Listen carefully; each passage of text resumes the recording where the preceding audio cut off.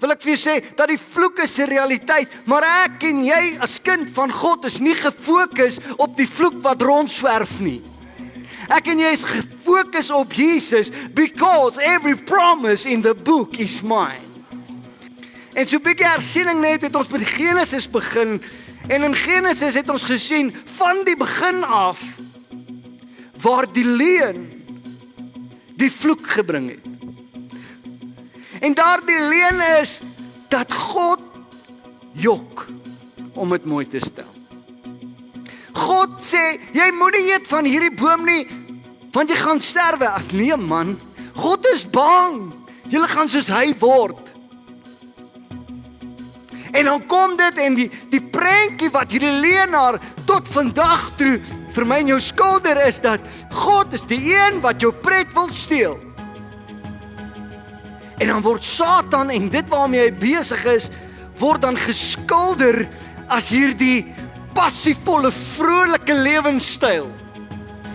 Jy lewe nie, hoe kan ek dit vanmôre vir jou sê, jong mens, you ain't seen nothing yet, tot jy die Heilige Gees van die God in jou het, dan gaan jou oë oop, amen. En dan kom die toneel in Genesis, waar ons sien dat die volk van God, Abraham, die vader van die belofte, en ekskuus as ek lang vat, maar Abraham, die vader van die belofte, God sê, ek gaan jou 'n groot nasie maak, en dan kom ons agter, dat die vloek van die sonde, het dit wat God beplan het, na 'n plek toe gevat met die naam van Egipte, en daar sit al die geseëndes van God, vasgevang in slawerny. En hoor net wat ek vanmôre vir jou sê, die vloek van sonde bring slawerny. Daar is 'n vyand wat hier die valse prentjie vir ons skilder, soos uit die video wat ons gekyk het, eet van hierdie vrug. En dan gaan jy weet wat is goed en weet wat is kwaad, maar wat die vyand nie vir my en jou sê is nie, wanneer ons van die vrug eet van hierdie boom, dan veroorsaak dit slawerny. En ek wil dit net gou insit. Dit lyk baie keer vir ons asof die vyand besig is om te wen.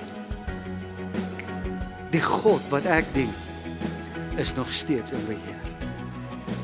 En hoor die woord van die Here, daar kom 'n dag wanneer die Here God gaan afreken met al die afgode van hierdie wêreld. Dan kom hy in vers 13 en hierdie is die punchline van my preek. En ek gaan nog so rukkie met jou wees, maar hierdie moet jy vang. Ek praat met jou oor die seun en hierdie is die bron in die Ou Testament vir my van die seun van God. Hy sê, maar die bloed sal vir julle 'n teken wees aan die huise waarin julle is. Hoor mooi, as ek die bloed sien, sal ek by julle verbygaan. En dan sê God hierdie woorde, en daar sal geen verderflike plaag onder julle wees, wanneer ek Egipte land tref nie. Ag, ek kom met 'n woord vanmôre eenvoudig, en ek wil sê, as jy die bloed van Jesus aan jou deurposte het, sal geen vloek naby jou huis kom nie. As die teken sal wees, die bloed aan jou deurposte, maar hier is 'n vers, hy sê, waarin julle is. Kan ek jou die probleem gee van ons tyd? Daar's te veel Christene wat die bloed aansmeer, maar hy's nie binne in sy huis nie. Hy dwaal op die vlaktes rond. Die bloed moet aan jou deurposte wees, maar jy moet in die huis wees. Ons het 'n aanloop tot Paasnaweek. En in Afrikaans noem ons dit Pasga. In Engels noem ons dit Passover. Hebreëse woord, Pessa. En dit word letterlik gebruik om te sê, die verbygaan van die doodsengel. As ek en jy Paasnaweek by mekaar kom, om dit te vier, as ons Paasnaweek vier, wat dink jy vier ek en jy? Ons vier die seën van die Here op ons lewens. Ons vier dat die doodsengel en die vloek van hierdie wêreld by ons gaan verbygaan, want ons het die bloed aan ons deurposte. Kom aan kerk. Halleluja. Dit sê, die vloek sal my en jou oorslaan.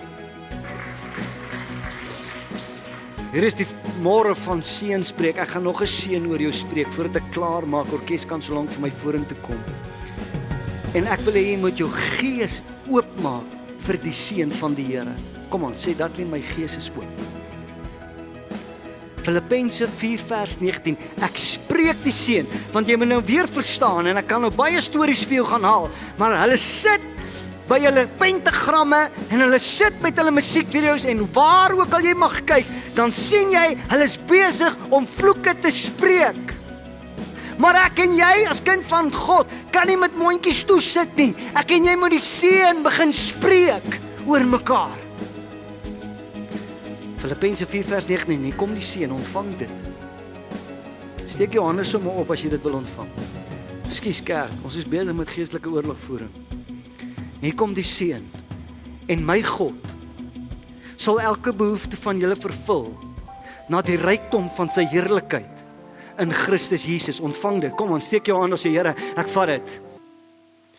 In Genesis staan daar 'n boom. En God se opdrag is uitdruklik: moenie van hierdie boom eet nie. En God sê, as jy van hierdie boom eet, sal jy sekerlik sterwe. En wat doen die mens? Hy eet van daardie boom. Wil jy baie mooi hoor wat ek nou vir jou sê? 4000 jaar later, toe word daar weer 'n boom geplant. Hierdie boom was afgekap deur die Romeinse soldate. En hy was gekerf en in die vorm van 'n kruis gemaak. En hierdie boom word geplant op 'n heuwel genaamd Golgotha. En waar Genesis sê, moenie van hierdie boom eet nie, sê hierdie tweede boom, wat die seën van God op, almal wat dors het, almal wat honger het, kom eet van hierdie boom. Want hy wat daarop hang, die vrug van hierdie boom, terwyl ons in Paasnaweek ingaan, hierdie vrug van hierdie boom, die eerste boom, hou die sekerlike dood in, maar die boom op Golgotha hou die ewige lewe in. Amen.